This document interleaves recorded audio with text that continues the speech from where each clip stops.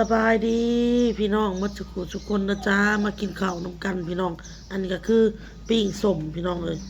อันนี้ส้มนะส้มปลาพี่น้องนี่จะเป็นอันนี้ครับปิ้งทางด้านก็อยากใหม่เนาะนี่ก็ส้มหมูเขาปิ้งแล้วเรียบร้อยนี่พี่น้องมากินข้าวน้ำกันเลยพี่น้องเด้ออ้นสิมาเว้าเรื่องที่อ้นสอนลูกเนาะพี่น้องเนาะคือลูกคือน้องบอลนี่เราจะกินเสียงดังอีหยังก็แล้วแต่เวลา FC เข้าไปเบิ่งคลิปนะพี่น้องอ้นอยากให้เบิ่งให้มันจบคลิปแล้วก็อยากให้เข้าใจในคำเว้าที่ของอ้นนะพี่น้องเนาะคือเราอยากกินเสียงดังแบบจับเจ็บก็แล้วแต่เราแต่อ้นแค่สอนเราว่าบ่ให้เวลาเราย่ำเลยเราเฮ็ดกระทำปากอ้นสอนแค่นั้นสอนลูกนะเจ้ากินข้าวเจ้าอยากเห็ดเสียงดังกะยาลูกเอ้ยมันอยากเสียงดังกะยาแต่เวลาเจ้ากินแล้วเจ้าเห็ดแบบเวลาเรากัดแล้วเราสิกระทำแบบเอารสชาติหรือได้กกับหมูจักน้ำลาวเวลาเรากินแล้วเราแบบเดี๋ยวเราก็ซึ้งน้ำนะซึ้งพังน้ำครับพี่น้องเนาะแล้วเวลาเราอยากกินนี่เรากินโลดให้เรากินบ่อยากให้เราเห็ดแบบนั้นความหมายของอ้นบ่อยากให้เราเห็ดแบบมาพังเสียงตัวเองแบบสินะมาพังเสียงแบบพังเสียงตัวเองเห็ดแบบนั้นแหละหรือว่าเราอยากแบบซึ่งแบบให้มันรู้รสชาติหรือว่าหู้กลิ่นหรือใดๆเอากับหู้น้ำลูกอ้นสอนลูกค่ะบ่อยากให้เห็ดแบบนั้นให้เราเปลี่ยนนะพี่น้องเด้อพอกับบ่ได้ว่าตัวเองบ่กินเสียงดังตัวเองก็กินเสียงดังอยากกินเสียงดังก็กินไปแต่บ่ให้ลูกเห็ดแบบนั้นบ่ให้เห็ดแบบเวลาเรากัดปึ๊บนี่สมมติว่าเรากินปึ๊บเนาะเรากัดปึ๊บแบบนี้นะบ่อยากให้เราเห็ดพี่น้องกันกินอยากกินเสียงดังก็กินพี่น้องแต่อ้นบ่อยากให้เห็ดพี่น้อง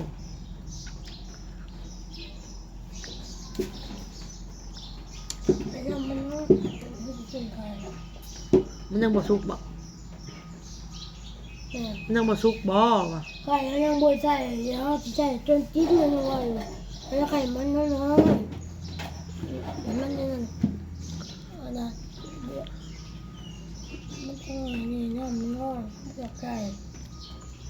ถ้าใส่แกะใส่ไข่คนที่เห็ดคลิปออกมากินเขาก็กินเสียงดังหมดทุกคนพี่น้องเลยคนเห็นน่ะจักสิว่าในๆเนาะพี่น้องเนาะคนเฮานี่มันเฮาคือสิว่าอ้นบ่แม่นผู้ดีพี่น้องเลยมันบ่แม่นผู้ดีตีนแดงมาจากไสเนาะเกิดมาก็ฮู้ว่าตัวเองทุกข์ยากว่าสินะเป็นคนทุกข์เป็นคนจนว่าซั่นซะข้าวขาดแรงแกงขาดหม้อแบบเรื่องการกินเสียงดอกเสียงดังเนี่ยมันก็มีบ้างพี่น้องมันก็มีพี่น้องเลยโดนนี่เนาะ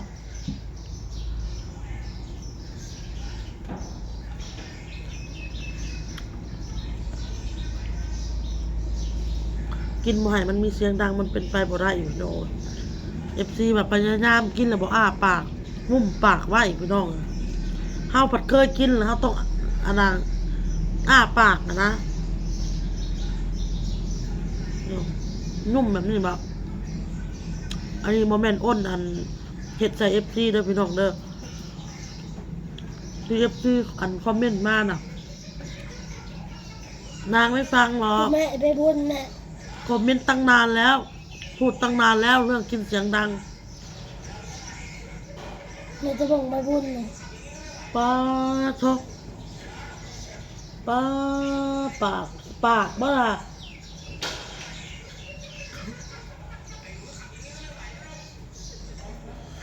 โมเมนต์ว่าFC เพิ่นคอมเมนต์มาอย่างนั้นเดี๋ยวนี้อ้นก็อยากบอก FC ว่าอ้นเฮ็ดบ่ได้พี่น้องเรื่องอ้วนคือกันอ้วนเกินคำก็อ้วน2คำก็อ้วนพี่น้องเอ้ยกินมีแต่กินเอาบ่ให้กินจะเฮ็ดแนวใดพี่น้องตื่นมามันก็ต้องกินคนผู้เว้าน่ะก็กินคือกันต่างแต่เจ้าเป็นคนบ่อ้วนซื่อแล้วอ้นคิดว่าคนอ้วนนี่นะ มันเป็นหยังล่ะมันพิษบ่มันเป็นอีหยังพี่น้องเลยขอยเข้าใจเด้อว่าอ้วนแล้วก็โรคภัยเป็นห่วงนะเนี่ยนี่อ้นขอบพระคุณมากๆขอบพระคุณหลายๆเด้อพี่น้องเด้อที่เป็นห่วงเนาะพี่น้องเนาะอันนี้ก็ขอบพระคุณหลายๆมันอันเฮาหามันลดบ่ได้บ่แม่นว่าเฮาบ่อยากลดพี่น้องเอ้ยเฮาเฮ็ดบ่ได้อ้นสิให้เฮ็ดได้คนเกิดมาแต่ละคนนี่เขาก็อยากงามหมดอยากหุ่นดีอยากงามหมดคนที่เขาเฮ็ดได้ก็สาธุพี่น้องเอ้ยดีใจน้ำเขาผู้เขาอ้วนแล้วเขาจ่อยน่ะดีใจนำอันนี้เฮานี่แหละมันเฮ็ดบ่ได้เฮานี่คือเฮาอดข้าวบ่แม่นว่าซาดว่าอดพี่น้องเอ้ยคือว่าเฮากินนี่คือตอนเช้านี่อ้นก็กินปกติตอนเพลกินตอนแรงมากูสิอดข้าวมือนี่สั่นหยอกหิวข้าวนะสั่นใส่ข้าวใส่น้ำนะเห็นติบข้าวเฮ้สั่นแนมเห็นซื่อๆอดข้าวหูตานี่ก็ลายหมดพี่น้องมันเป็นแนวนั่นเนาะพี่น้องเนาะมันอดบ่ได้พี่น้องเอ้ย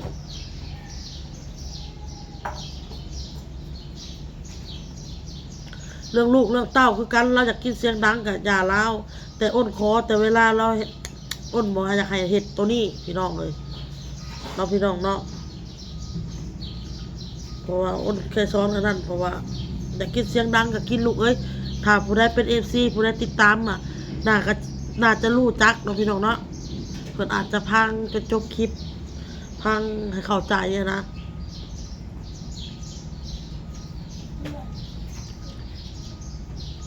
ไม่ยัง เพื่อน จะมาต้มดนแต่พอแล้วบอลเลย โอ้ยเขาจะทำมาห่วงเขาจะไปเอาแล้ว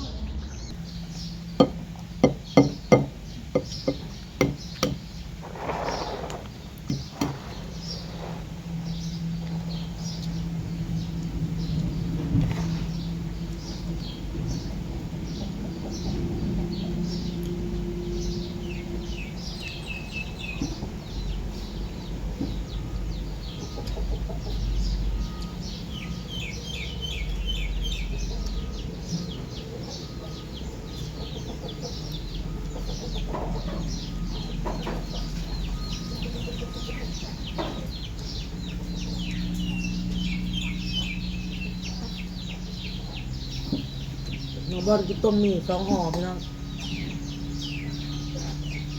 ใช่หรือใส่แล้ว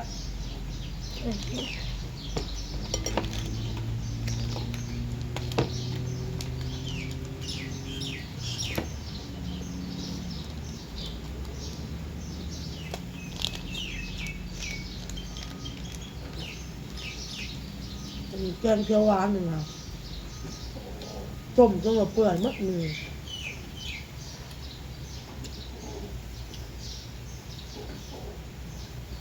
มือผ้ามือพ้นที่ตกพี่น้อง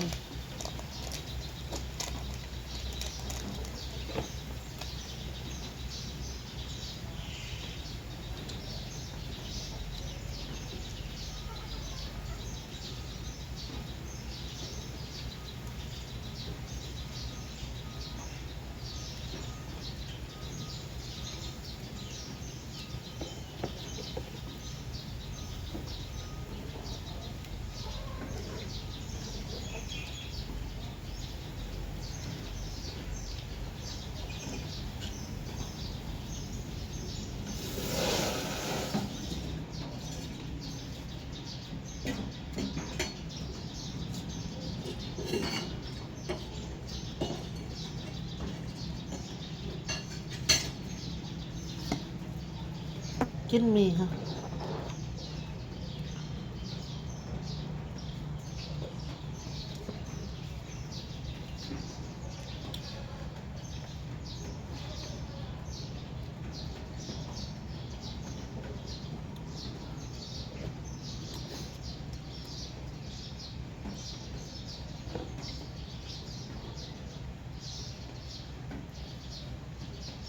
จ้างเลย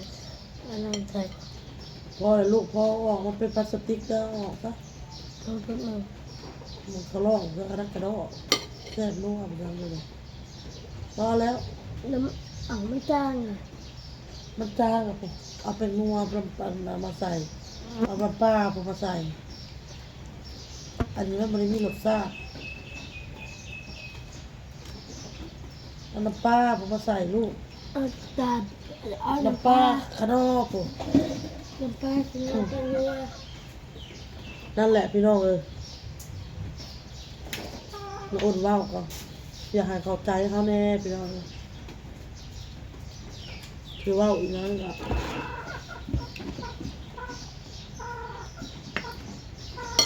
กระบวงเยอะมีตาง จางแห้งบอก ไอ้ตัวก็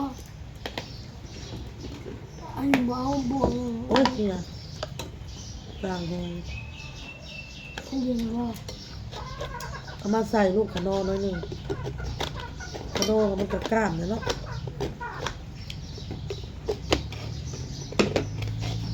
นั่นแหละพี่น้องสิ่งที่อ้นเว้าก็คืออยากให้เข้าใจเฮาแน่พี่น้องเลยเอาใส่อีกให้เข้าใจเฮาแน่ในคิดถึงจิตใจเขาสิเว้าอีหยังก็เฮาฮู้โตเฮาดีค่อยฮู้โตค่อยดีหมดพี่น้องเอ้ยคนเฮามันเกิดแก่เจ็บตายเป็นเรื่องของธรรมชาติพี่น้องเอ้ย แม่ใส่ ต่างแต่ว่าเจ้าไปก่อนข่อยไปน้ำหลังเจ้าไปน้ำหลังข่อยไปก่อนแค่นั้นพี่น้องเอ้ย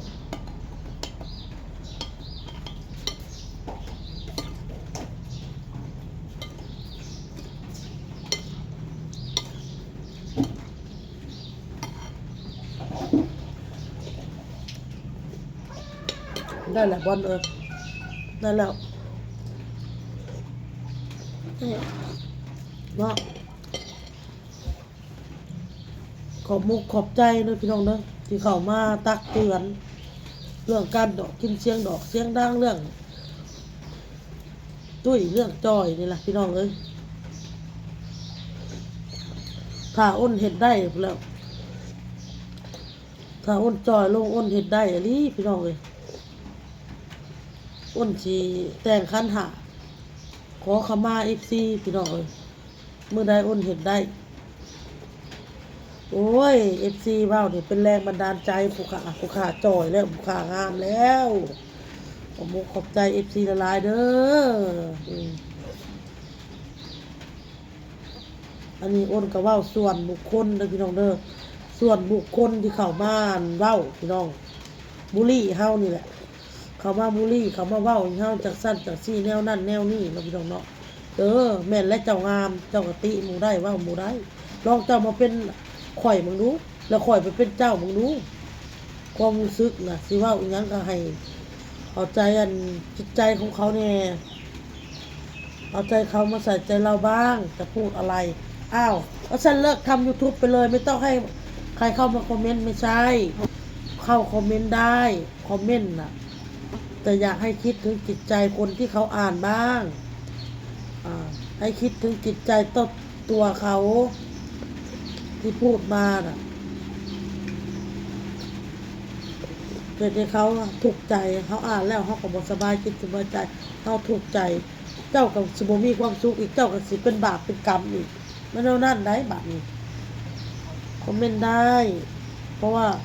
จะเป็นคนสาธารณะแมนอันนี้ครับคอมเมนต์ได้แต่ว่าอยากให้คิดถึงจิตใจที่คอมเมนต์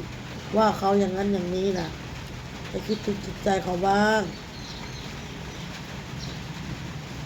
ตัวอ้นเองนี่โอ้ยข่อยก็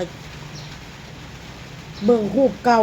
กับเบิ่งรูปตัวเองปัจจุบันต่างกันหลายต้นกันหลายพี่น้องเลยคนเฮามันก็นับมือนับเท้ามันก็เริ่มเปลี่ยนแปลงแล้วพี่น้องเนาะข้าวตะกี้ข่อยนุ่งส่งข่อยก็นุ่งเบอร์ M เบอร์ L ส่งเนาะพี่น้องเนาะเบอร์ M เบอร์27 28 29แล้วก็ขึ้นมา30แล้วบัดนี้ยับขึ้นแล้วบัดนี้เดี๋ยวนี้ส่งยีนน่ะแปะบ่ได้แหละข่อยค่ะข่อยฮู้โตข่อยเองข่อยฮู้โตข่อยดีพี่น้องเอ้ยอย่าว่าข่อยร้ายเจ้าก็ได้เข้าใจข่อยแน่เสียงคนมาแล้วเว้าก็สิบ่รู้เรื่องเด้อพี่น้องเอ้ยบาดมันสิน้องบัดนี้เอ้าคลิปนี้อ้นก็สิได้ลาไปก่อนพี่น้องพ่อก็คลิปหน้าจ้าข ขอบคุณทุกกำลังใจทุกคำคอมเมนต์ด้วยจ้ะพี่น้องสบายดีบาย